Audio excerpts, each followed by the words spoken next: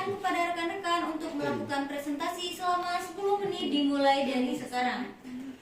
Tujuan akhir dari bertani bukanlah menumbuhkan tanaman, tapi menjaga kehidupan. Assalamualaikum warahmatullahi wabarakatuh. Dewan juri yang terhormat, diabetes menjadi salah satu penyebab kematian tertinggi di Indonesia. Pada tahun 2019, lebih dari 50 orang per 100.000 penduduk meninggal karena diabetes.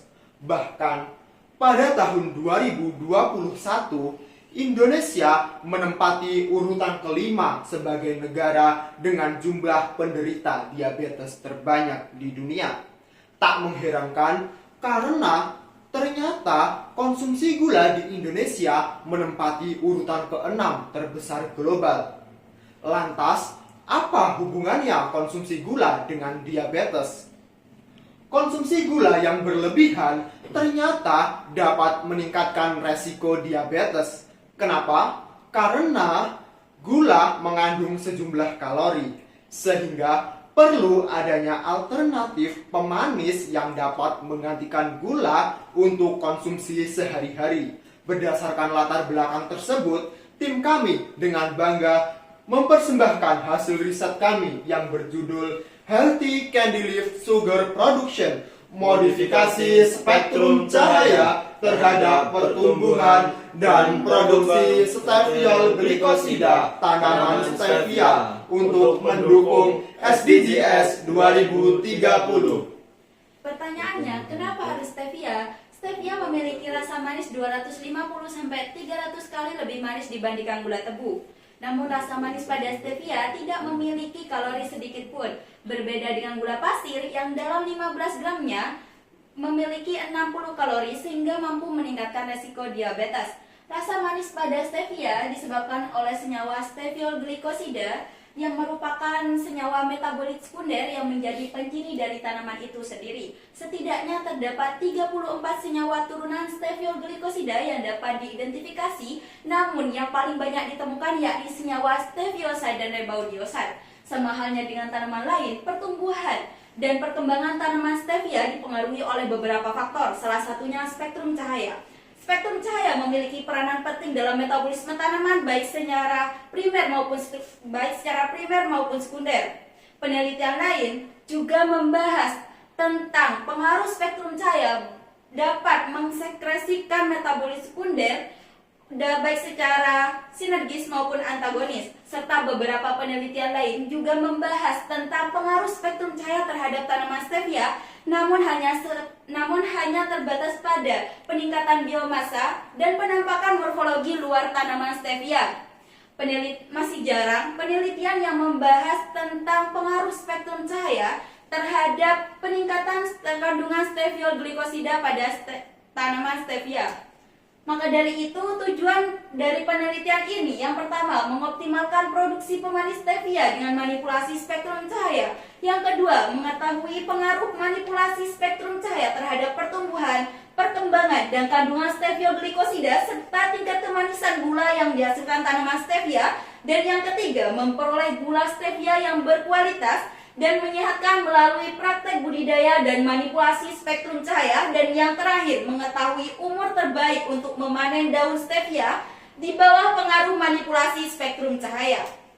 Penelitian kami telah melewati beberapa tahap, meliputi pembuatan plant factory, pembuatan media tanam, dan pembelian bibit stevia. Kemudian dilanjutkan dengan penanaman dan aklimatisasi bibit stevia. Budidaya dilakukan dari tanggal 20 Juni sampai 11 Juli. Selama itu juga dilakukan pengamatan seminggu sekali. Setelah budidaya selesai, dilanjutkan dengan pemanenan dan juga pengambilan sampel untuk kemudian dianalisis kandungan klorofil, kadar steviol glikosida, dan pembuatan pemanis stevia. Tahapan penelitian kami yang terakhir adalah analisis data. Percobaan dilakukan di dalam laboratorium dan greenhouse agroekoteknologi menggunakan rancangan acak lengkap non-faktorial dengan 5 perlakuan, yakni cahaya LED merah, biru, ungu, putih, dan kontrol. Masing-masing perlakuan tersebut diulang sebanyak 5 kali. Hasil penelitian kami menunjukkan bahwa parameter pertumbuhan seperti tinggi tanaman, jumlah daun, dan luas daun tidak berbeda nyata antara perlakuan kontrol yang dibudidayakan di dalam greenhouse dengan perlakuan cahaya yang dibudidayakan di dalam plant factory. Hal ini menunjukkan bahwasanya stevia layak untuk dikembangkan dan dibudidayakan dengan sistem indoor farming. Hasil penelitian kami juga menunjukkan bahwasanya stevia yang ditumbuhkan di dalam plant factory lebih optimal pertumbuhannya dilihat dari tingkat kemanisan yang berbeda sangat nyata. Perlakuan terbaik untuk meningkatkan rasa manis pada daun stevia adalah pada cahaya merah 2 minggu setelah perlakuan, yang mana terbukti dapat meningkatkan rasa manis stevia 25% lebih tinggi daripada perlakuan lainnya. Peningkatan rasa manis pada daun stevia mengindikasikan peningkatan kadar steviol glikosida yang merupakan senyawa metabolit sekunder tanaman stevia.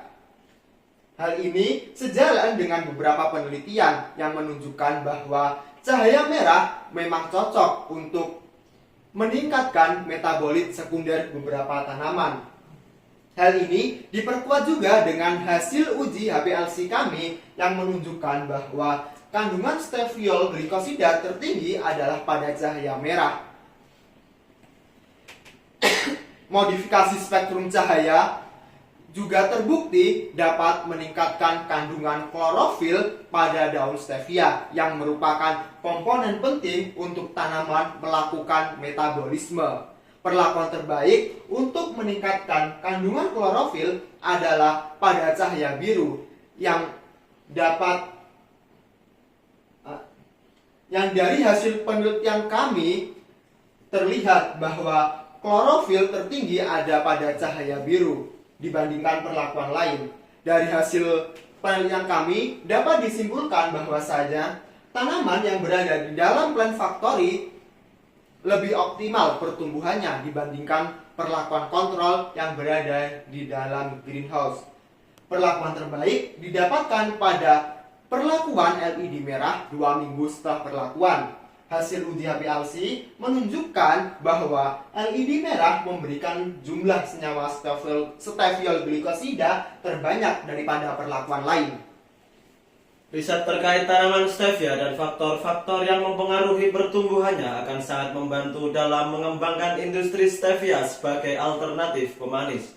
Riset terkait pengaruh spektrum cahaya terhadap pertumbuhan suatu tanaman sudah banyak yang melakukannya, namun masih sangat jarang yang meneliti stevia untuk diteliti lebih lanjut lagi. Riset kali ini berpotensi untuk mendukung para petani serta produsen stevia dalam mengembangkan teknik budidaya dan meningkatkan produksi stevia untuk meningkatkan pertumbuhan, perkembangan, dan produksi steviol glikosida berdasarkan data yang dihasilkan.